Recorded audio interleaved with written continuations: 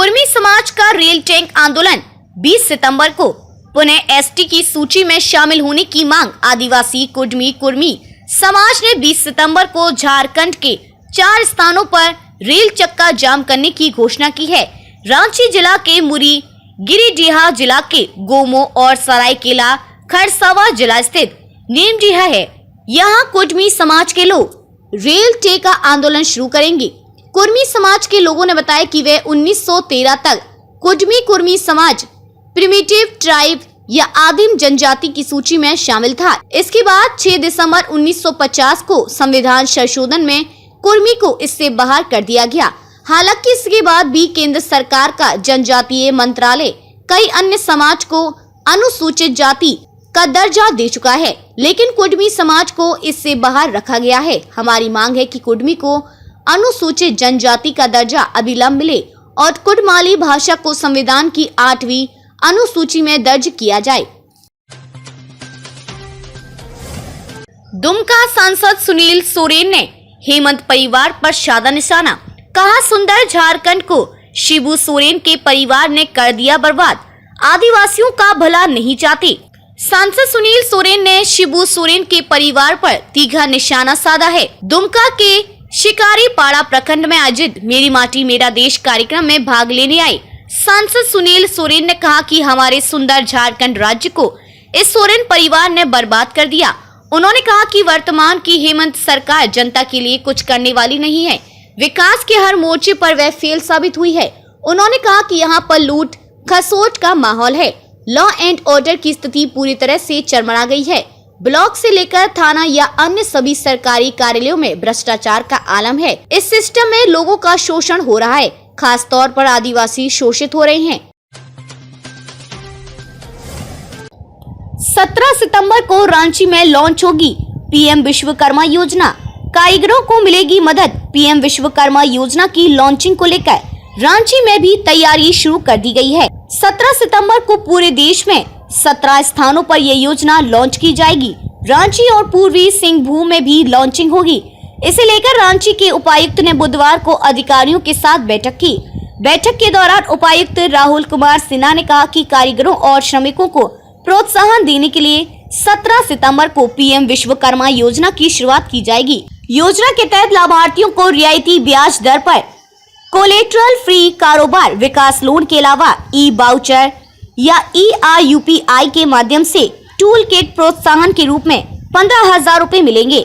मोरहाबादी स्थित आर्यभट्ट सभागार में होने वाले कार्यक्रम को लेकर उपायुक्त ने सभी संबंधित पदाधिकारियों को ससमय पूरी तैयारी करने के निर्देश दिए। उन्होंने बताया कि स्कीम की लॉन्चिंग के साथ ही जिले में पोर्टल की शुरुआत कर दी जाएगी। उपायुक्त ने जिले में योग्य कारीगरों को चिन्हित कर उनका पंजीकरण करा योजना का लाभ दिलाने के निर्देश दिए। टाटा मोटर्स में बोनस वार्ता शुरू। 17 सितंबर तक समझौता होने की उम्मीद। टाटा मोटर्स में बोनस वार्ता प्रबंधन और यूनियन के बीच शुरू हो गई है। बोनस समझौता जल्द फाइनल होने की उम्मीद है। बुधवार को बोनस को लेकर प्रबंधन और यूनियन के लगभग 2 घंटे बैठक चली। गुरुवार को भी वार्ता होने की संभावना है। कर्मचारियों की नजर बोनस से ज्यादा स्थायी होने वाले बाइक्स पर है। 17 सितंबर को बोनस समझौता होने की संभावना है। टाटा मोटर्स वर्कर्स यूनियन के अध्यक्ष गुरमीत सिंह और महामंत्री RK सिंह का कहना है कि बोनस वार्ता में यूनियन प्रबंधन के समक्ष मजदूरों के हित में बेहतर बोनस व स्थायीकरण को लेकर मांग रख रही है। उम्मीद है कि बेहतर नतीजे सामने आएंगे। फिलहाल कुछ ज्यादा कहा नहीं जा सकता है। झारखंड में डेंगू के लगातार बढ़ रहे मामले, मरीजों की संख्या 914।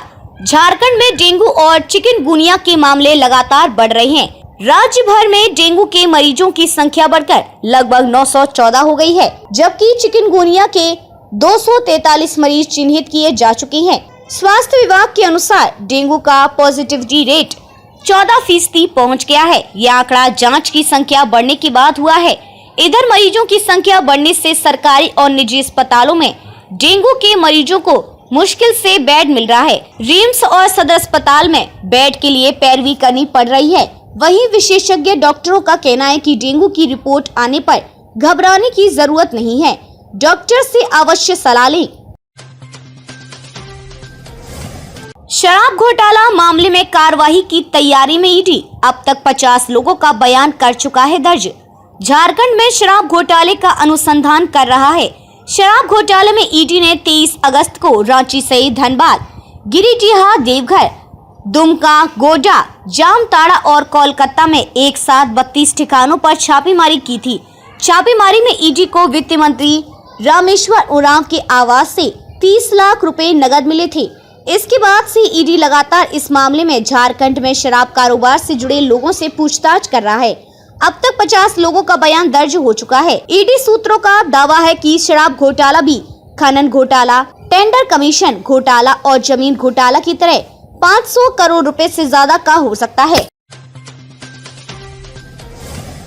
डुमरी के पास NH 114A से गिरिडीह के लिए बनेगा 24 किलोमीटर का नया बाईपास, 360 करोड़ रुपए खर्च। झारखंड ने डुमरी स्थित NH 114A से गिरिडीह शहर के बाहर से नया 2 लेन एक्सप्रेसवे बनाने जा रहा है। 2 लेन एक्सप्रेसवे डुमरी के पास जोड़ा पहाड़ी गांव से होकर गिरिडीह शहर के बाहर मोहनपुर के पास निकलेगा।